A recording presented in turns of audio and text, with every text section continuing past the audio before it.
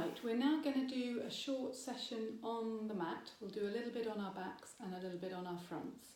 So we're going to start off on our backs. I've got a small head cushion, but you could use a folded towel. And I've got a short mat for my back. But again, you can lie on the carpet at home or whatever suits. So for the first exercise, we're going to look at starting off with pelvic tilting and then going up into the shoulder bridge. And we're doing it as a spinal articulation movement, and we're also doing it as a recruitment and sort of really specifically recruit our pelvic floor and lower deepest transversus abdominis muscle. So we start off by warming up in pelvic tilt. Start lying on your back with your knees bent. You want your feet so that your ankles are relatively close to being underneath your knees. If you start with your feet together, you're then going to do as we did in standing, turn the feet out into a V, line the heels up behind the centre of the foot. And I want you to stay connected through those feet during this exercise. So I want you to feel that base of the big toe, base of the little toe and heel bone connecting down into the floor, and that slight sense of energy in the sole of the foot between the little toe and the heel, the big toe and the heel, and between the base of the big toe and the base of the little toe. We're then going to make sure that our hips and knees and ankles are in what we call parallel lines. So you've got sort of, if you were to look down on us, where there'd be a straight line between hip socket, knee joint and ankle, hip socket, knee joint and ankle. Coming to our pelvis, I want you just to allow it to settle down into the floor. And then coming up to our rib cage, I just want you to lie and take a few deep breaths, allowing the ribs to just gently start to settle down into the floor. If you've got a stiff rib cage, it may take you a few moments before you feel comfortable lying on a hard surface if the ribs are a bit stiff. So just take your time to soften and breathe into that rib cage, trying as you breathe in for the air to go into the sides of the rib cage, for them to expand in an east-west direction. So you're getting that lateral bucket handle movement of the rib cage. So when you first breathe in, the ribs should move out and not straight up into the breastbone. So the breastbone stays heavy as you start to breathe in. And then it's only as you continue to breathe in and those ribs fill that the breastbone will start to lift towards the end of the in-breath. So really making that rib cage work. You're then going to focus on your pelvis. You've got your diamond hand shape, so your thumbs and index fingers are together, and you place that so your fingertips point down to your pubic bone, your thumbs point up to your belly button, and the heels of your hands, the palms, are sitting on your pelvic bones. You are then going to establish your pelvic neutral, just so you know where it is. You're going to take a breath, and you're going to breathe out and flatten the lower back so that the thumbs drop down and the fingertips pop up, the index fingers pop up.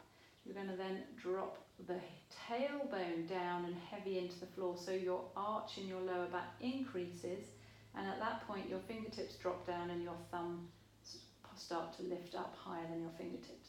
Your pelvic neutral will be somewhere in between those two movements, ideally where your fingers and thumbs are sat on the same plane, so they're level. So the diamond should be level and not tilted one way or the other. And that would give you your normal lower back curve. So the point between the top of your pelvis and the bottom of your rib cage will not be on the floor because you have your normal lordosis. So then we're going to start with the pelvic tilting. So you're going to take a breath, and before you start flattening your back and tilting your pelvis, I want you to breathe out and recruit your pelvic floor by pulling up through your back passage as if trying to hold from passing wind, pulling up through your front passage as if you were desperate for a wee, trying to hold on, and then continuing that lift inside the pelvic bowl into your lower belly, where you feel like you're tightening up this triangular area of tissue between your pelvic bones. So you're going to take a breath in and relax that all completely. As you breathe out, you're going to pull up through that back passage, pull up through that front passage, and zip up through this lower tummy without flattening the pelvis at this point. We're going to do one more of those. Breathing in, squeeze the helicopter. Breathing out, zipping up back passage, front passage, lower tummy. Breathing in to relax it all completely. This time we're going to add the pelvic tilt. So you're going to take a breath, breathing out, zipping up, back passage, front passage, zipping up to the belly button. And as you zip up, you're then going to flatten the back down into the floor, tucking the pelvis up. You're not lifting the pelvis off the floor, you're just tipping it so that the lower back completely squishes. So you could no longer get your fingertips under your lower back. And then you're going to breathe in and release everything off. Breathing out, zipping up, back passage, front passage, lower tummy. Then flattening that lower back down into the floor. And breathing in to let everything go back to its neutral spine position. And the muscles relax. Breathing in to prepare. Breathing out, zipping up, back passage, front passage, lower tummy, flatten the back. This time we're going to add a zipping together of the sit bones. So you're going to squeeze your sit bones together to add some glute recruitment. And then you're going to breathe in and relax everything. Relax your glutes, relax your pelvic floor, and find your pelvic neutral. Taking a breath. Breathing out, zipping up, back passage, front passage, lower tummy. Flatten the lower back, squeeze your sit bones together. Breathing in, relax everything back to neutral. So this will be the last time we do this before we go up into the shoulder bridge. So taking a breath, breathing out, back passage, front passage, lower tummy, then flatten that lower back, then squeeze your sit bones together and breathe in to relax. So then, now you've loosened up that lower back and it should feel nice and mobile, and you should be able to get it nice and flat into the floor with all those right muscles recruiting. So the next phase to go into the shoulder bridge is once you have breathed out, zipped up, flattened your back and got your sit bones pulling together, the next part of the movement is to reach through your knees, so you open up these hip sockets and you're opening opening the fronts of your hips and reaching with your knees, keeping your rib cage soft and heavy. I don't want the movement to come from your spine and push up through your back muscles. I want all your back muscles to stay soft and heavy. The movement is coming through opening the hips and engaging through your glutes to lift your pelvis away from the floor. So you're only going as high as the movement is coming from opening the hips. As soon as you start to push from your spine, I want you to stop. When you get to the top there, you take a breath, and as you breathe out, you sink down through your breastbone, trying to place one bone down at a time, one vertebra down onto the floor at a time, like a string of pearls releasing back down to the floor. All the way down through your lower back until you hit the top of your pelvis, and then release all the muscles down into pelvic neutral again. Taking a breath. Breathing out. Zip up, back passage, front passage, lower tummy. Flatten the lower back, draw the sit bones together. Now reach through those knees, opening through the front of the hips, keeping the rib cage heavy. Reaching through those knees, coming up into your shoulder bridge with a heavy rib cage, so you feel like your ribs are connected to your pelvis and they are not detached from your pelvis, and your glutes are wrapped underneath you, and you're standing into those three corners of each of your feet. Taking a breath there. Breathing out, sinking through that breastbone. Keep wide through the collarbones, soft through the shoulders and neck. Sinking all the way down. Releasing one bone at a time. Back to neutral, relaxing all your muscles at the bottom. We're trying to release tension and not hold on to anything when we let go. Taking a breath. Breathing out, zip up, back passage, front passage, lower tummy. Flatten the lower back. Draw your sit bones together. Reach those knees forwards, opening from the hips. The movement's coming by opening the hips and engaging through your glutes. They're lifting the pelvis away from the floor. Your rib cage is heavy. Your spine is just melting out of your pelvis. There's no pushing in your back. Standing into those feet, taking a big breath. Breathing out, sinking bone by bone back down through the spine, keeping soft through the shoulder blades, long through the neck. And once more. Taking a breath. Breathing out, zipping up, pelvis, flattening the lower back, drawing the sit bones together, reaching through those knees, opening, unfolding the hips, sending the knees over the ankles so you're standing in the feet. Glutes are really drawing, sit bones are really drawing together underneath, so you feel that crease between the bottom of your glute and the top of your hamstring. Taking a breath. Breathing out, sinking down through the vertebral at a time, replacing them to the floor. All the way down through the lower back, down to the pelvis. Release the pelvis into neutral and let go of all your muscles. So that's the pelvic tilt. We'll now just do a little bit of abdominal prep before we roll onto our tummy and do some swimming and breaststroke. So for abdominal prep, we put our hands behind the back of our head, and the setting up for this is essential. So you're going to lie on your back, hands behind the back of your head, looking straight at the ceiling. You're going to bring your elbows up until you can see them comfortably in your peripheral vision whilst looking straight at the ceiling. You're then going to draw the shoulder blades down away from your ears and wrap those shoulder blades around your sides of your body and reach your elbows to the ceiling, taking the weight of your head, so your head is now lifted off the floor. You're going to allow your chin to relax back towards your throat, so your head is really heavy in the hammock of your hands. Once you've got that feeling of your head almost, it's not pushing back into the hands, but it's really heavy back into those hands, you're going to take a breath.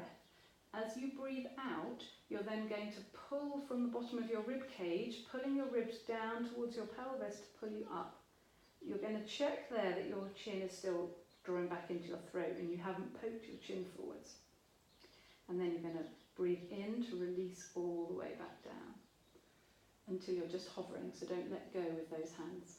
So keep the elbows energized to the ceiling, shoulder blades wrapping, chin heavy into throat, taking a breath.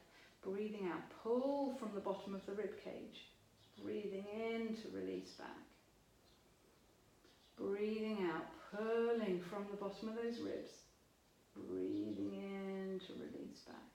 The pelvis is staying in neutral, so as you pull up, you don't want to flatten the back into the floor, you're keeping it in neutral. And you're feeling these ribs connecting to the pelvis, holding you up there, keeping the neck heavy. And then breathing in to release back. Breathing out, pulling from the bottom of the rib cage. Breathing in to release back down. Breathing out, pulling up. And breathing in, imagine as you release down, keep the chin reaching, drifting into the throat, and imagine you're placing one bone back at a time as you go back down. Breathing out, come up. Breathing in, lengthening the neck as you release back down. And one more, breathing out and breathing in. Lovely. We're then going to roll over onto our tummies, and we're going to start off with some swimming of the legs, and we will then go on to some breaststroke prep for the upper back. So you're going to have a rolled towel or small cushion for your forehead so your nose doesn't get squashed on the floor. Your hands are just going to have your hands down, so your palms are level with the sides of your head and your elbows are just relaxed out to the side. Your feet are open to about hip width. And I want you to really lengthen. In fact, what we're going to do is we're going to tuck the toes under and we're going to really reach through those heel bones. So you're really lengthening through those legs. Your quad muscles at the fronts of your thighs are engaged, your kneecaps are pulling up. Your tailbone is heavy here because what I don't want you to do is collapse your back into the floor. I want you to lengthen your tail away from the crown of the head and just gently draw up those lower tummy muscles to support your lower back. Your head and shoulders are nice and relaxed and not doing anything. Your shoulder blades are just slightly drawing down away from your ears so they don't hunch up. In this position, your tailbone is heavy, your belly is just lifting slightly. You're going to draw your sit bones together to wake your glutes up, and you're going to keep your sit bones drawing together as you point one toe and release the foot to the floor, and point the other toe and release the foot. Keep drawing those sit bones together. So the legs are staying at the same height. You're just pointing one toe. You're reaching through your heel bones to keep the legs at the same height. And then if you feel comfortable with that, once you've done even number on both sides, you can bring your legs together, zip your heel bones together, reach through those heels, draw those sit bones together, tailbone heavy, belly lifted, and you can point both toes and release. Zip sit bones, draw them together, really point the toes and release. Belly's zipped, tail's heavy, sit bones are drawing in, point the toes. Make sure your setup is correct. Shoulders stay down, don't let them hunch up to your ears. Belly lifted, tailbone heavy, sit bones drawing in, point the toes. And one more. Belly lifted, tailbone heavy, draw the sit bones together, reach through the heels, then point your toes. Lovely. And then release the knees down, release the tops of the feet, open them down onto the floor, opening the ankle joints, softening the legs down, and you can just roll the hips from side to side to make sure there's no tension in your glutes or lower back from doing that. You're now going to just do a couple in this position with the legs in this position so their toes aren't tucked under. So you're going to keep your tailbone heavy, keep your belly active, keep your shoulder blades relaxing down your back. You're going to reach through both legs at this time with the tops of the feet on the floor, so your quads are engaged, and then you're going to draw your sit bones together and you're just going to extend one leg and extend the other leg, and you're feeling the extension coming from your bum muscle, so it's the glute that's extending your hip, not your hamstring, so your knees must be straight or your hamstring will get over involved, and your lower back is not collapsing. As you lift the leg, your belly is supporting your lower back from sinking down towards the floor.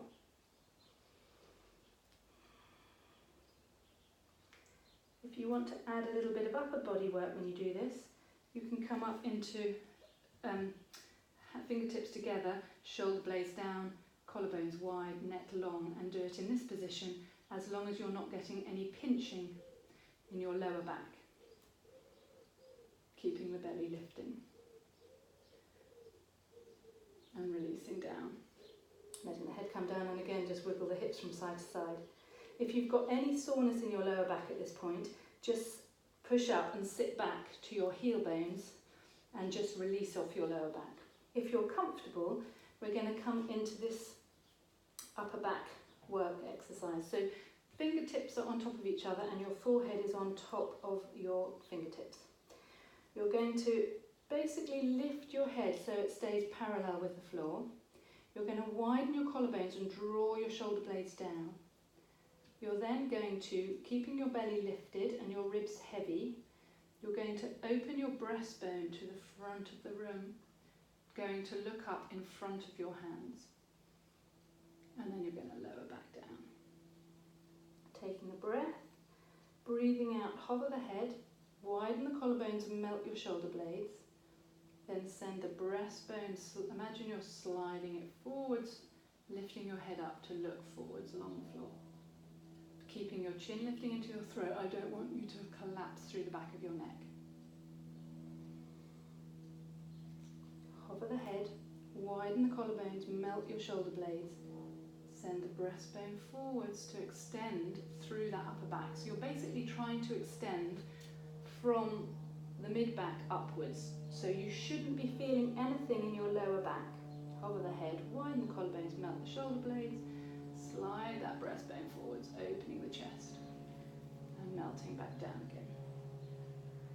We're now going to do a strengthening exercise in this position. So we're going to set up just as we did. We're going to hover the head, widen the collarbones, send the breastbone forwards, looking ahead of our hands. And then you're going to reach through those legs and draw your sit bones together and make sure your belly is lifted. Your bottom ribs are still on the floor. You're then going to stabilise and lift your hands to your forehead and lower them down. And as you do that, your back should not drop. Your shoulder blades should not hunch up to your ears. They should stay drawing down. And you shouldn't get any pinching or discomfort in your lower back if your belly is active and your tailbone is heavy.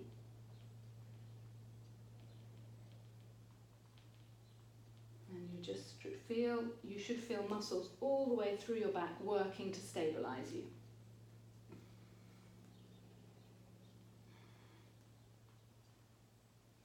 And then releasing down, wave your hips around a little bit, and then just sit back onto your heels and release your body down and take your hands round over your feet.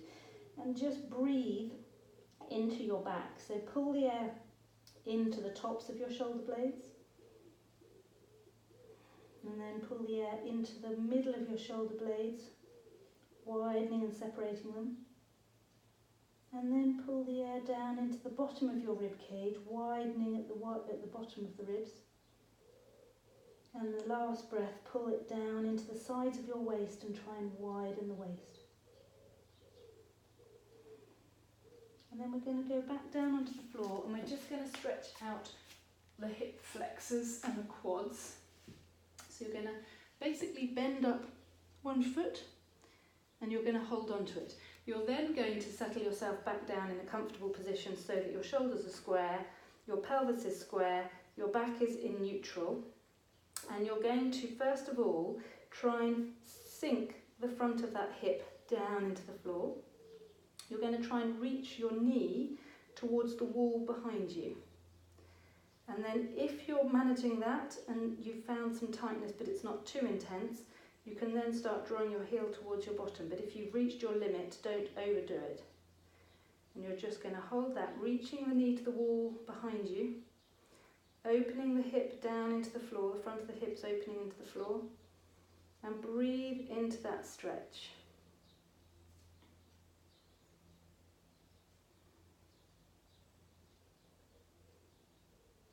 Really reaching through the knee. Tailbone is staying heavy. Deepen the heaviness in your tailbone and you'll deepen the stretch in the hip flexor. So your lower back does not want to be collapsing to the floor. It wants to be almost your belly is pulling up into your lower back, and that will help increase the stretch. And breathe. And you can hold your stretch for sort of 30 seconds to a minute and visualize breathing into the muscle and softening it and letting it go. So you shouldn't be holding it to the point where it feels it's going to snap. You want to feel it just off that point so you can start to feel it give and let go and soften and relax. If you hold it too tight, the muscle will fight you and won't let go. You want to teach it that it can soften and give you a little bit more space. And releasing that leg. And we're going to switch arms. Take hold of the other foot. Then settle yourself back down on the floor, squaring your shoulders, squaring your pelvis, opening the hip joint to the floor, making sure your tailbone stays heavy and your belly stays lifted so you're not collapsing your lower back and taking the stretch off the hip flexor. Reach the knee towards the wall behind you, and then if you've got any more muscle give, you can pull the heel towards your bottom. Really focus on opening the hip to the floor, but equally keeping the tailbone heavy and the belly lifting up at the front of the pelvis. Reach that knee to the wall behind you and breathe. As you breathe, think of the tissues softening. Think of them melting and letting go. And again, you can hold it for longer than I am now if you want to, but 30 seconds to a minute is good. The longer, the more beneficial, as long as you're getting that ability to soften and you're not feeling like the muscle is resisting you. And releasing down.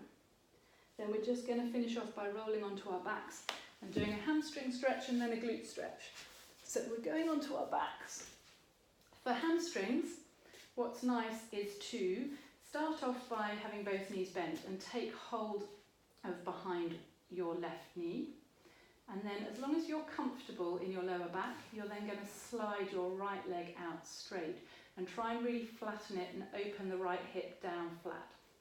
Once you're there, you're going to keep this knee pulling towards your chest and you're just going to kick that leg up and back. So you're just lengthening through the back of that leg.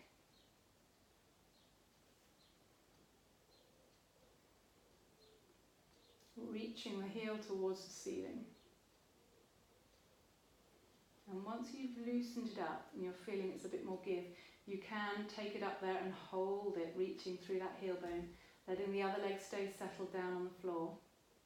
If you get a tremor, that's fine. That's just the antagonist muscle working hard.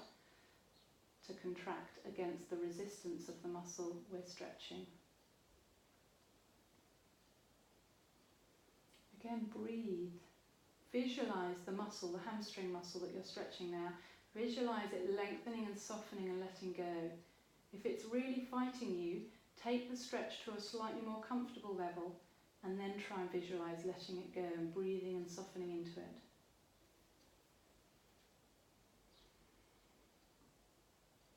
And then you can switch over. Again, you can hold the stretches longer if you want to. So keep the knee bent up while you bring up that right knee, and then lengthen that left leg away, opening, softening at the front of the hip. So there's no tension, you're not holding and fixing here. Settle your shoulder blades down on the floor, chin is into the throat so the neck's long. And you're just going to reach that foot, sort of like you're kicking a ball over your head. Just mobilising it a few times, just getting it used to that lengthening.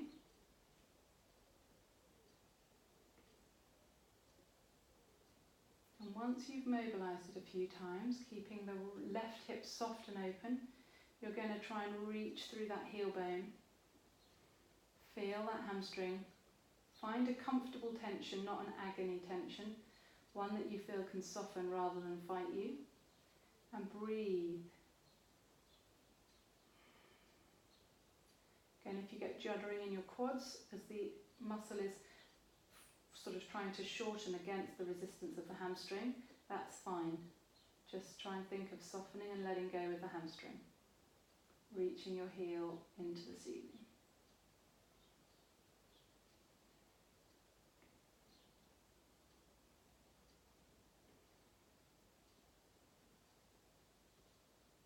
Breathing, softening, lengthening,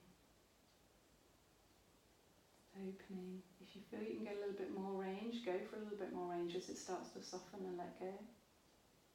Pull the knee slightly closer to your chest. And then releasing the knee down and letting it go. So for the glute stretch, we're going to keep the right foot on the floor and we're going to bend the left foot up onto the right knee. I then want you to make sure your pelvis is in neutral, because quite often at this point the lower back's collapsed into the floor. So I want you to find your pelvic neutral and find that the pelvis is square and not rotated or twisted to allow that foot up. You're then going to reach forwards with your hands to hold behind the right knee. And as you release yourself down to the floor again, you're going to try and keep your tailbone heavy to the floor so that you could still fit your hand under the lower back and it's not completely flattened into the floor.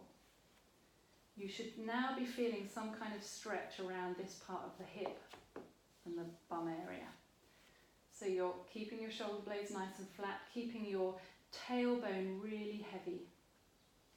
And you're trying to soften that left hip and breathe into it. And again, once you get used to the stretching and the body starts to relax a little bit into it, you'll start to feel that the muscle will soften and give, and then you can take up a little bit more stretch. But the most important thing is you keep having you don't collapse the lower back into the floor.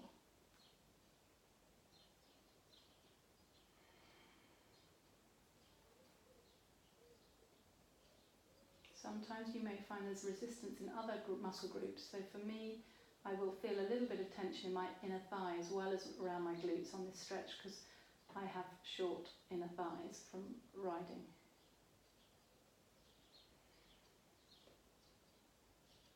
But wherever you feel the tension, just breathe and try and soften. And then releasing, and then last one. Right foot onto left knee. Again, square your pelvis, keep your tailbone heavy. Let that knee fall out. This is my really stiff hip, so it's not a great example.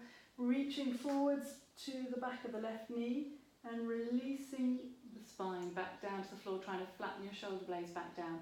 If you cannot get to this position and you're still jammed here, get some extra cushions so you can relax, because the most important thing in a stretch is that you can relax the whole body and just focus on trying to let go of the muscle you're trying to stretch. Because if you're holding tension anywhere, your body's going to go into that sort of fight or flight mode of trying to resist the stretch rather than let go and give into it. So breathing, keeping your tailbone sinking down to the floor, trying to think of that knee falling out on the hip you're stretching, and trying to allow that hip to let go and stop holding on. And then as tolerated, you can draw your left knee closer to you to tighten the stretch if you feel that there's give in the right hip to allow that. But again, everybody's different, everybody has a different range, so just work with what's comfortable for you. And then releasing that leg down, releasing this one off. And then if you've got time, you can just lie on your back for a few minutes and focus on your breathing. If you're going to do that, you're going to focus on the air spiralling in through your nostrils, down the windpipes, out into the sides of your rib cages, with the last, when you fill up the lungs from the bottom lobes, all the way through, the breastbone lifts right at the end to fill up through the top of the lungs. And then as you breathe back out, imagine the air spiralling back up the windpipe and out through the nostrils.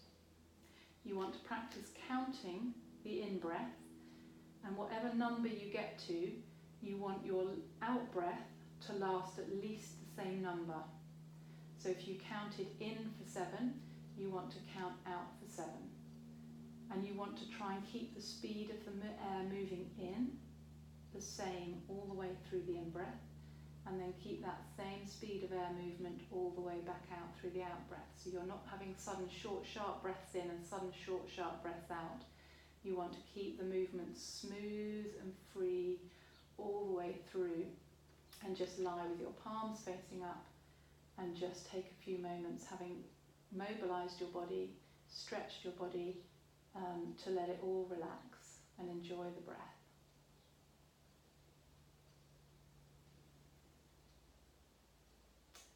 Have a good summer.